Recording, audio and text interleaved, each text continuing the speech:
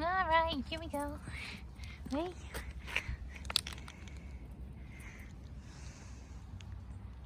What is that? Italiano word of the day for today, Friday, 27 October 2023, is, what is that? Casa, which translates to English as house. So house is a place where one lives. I live in that house. It's my parents' house, and the house I spent the vast majority of my childhood in. We did, before this house, I lived in the Northgate neighborhood of Seattle. And now this is northern suburbs of Seattle, and it was Seattle when we moved here, but since declared independence as the city of Shoreline, but we're still on some things listed as Seattle. So, Seattle child over here. But so this is where I grew up. So that's one example of a house. And I've done videos, filmed videos in the house showing different parts of the house before. And so simply put, it's a place where one resides. Tends to be a shelter, which is where there can be a distinction between home and house. A home doesn't necessarily have to be a shelter. It's kind of where one feels at peace and like they belong. And a house is a kind of a residence and can be a home. I would hope it's a home. Otherwise, why have a house kind of thing, or not maintain it?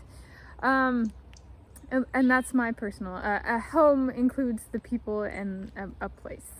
For some people, they don't have a place as a home, but I've always been, in my approximately 31 years of existence, I do support home.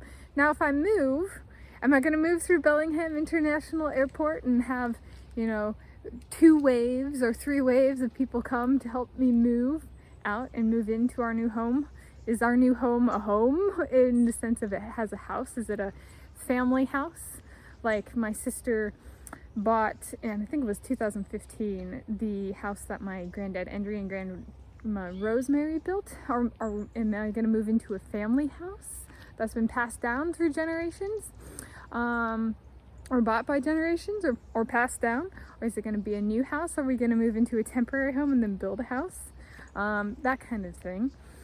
And then are we going to move through Bellingham International Airport? And if we do, is it going to be multiple waves? We're going to have a first wave of people come arrive and be like, we're here to move you home. Like that might be like Kyle Chalmers and Nicolo Martinenghi and Tomas Seixon and Lorenzo Golosi.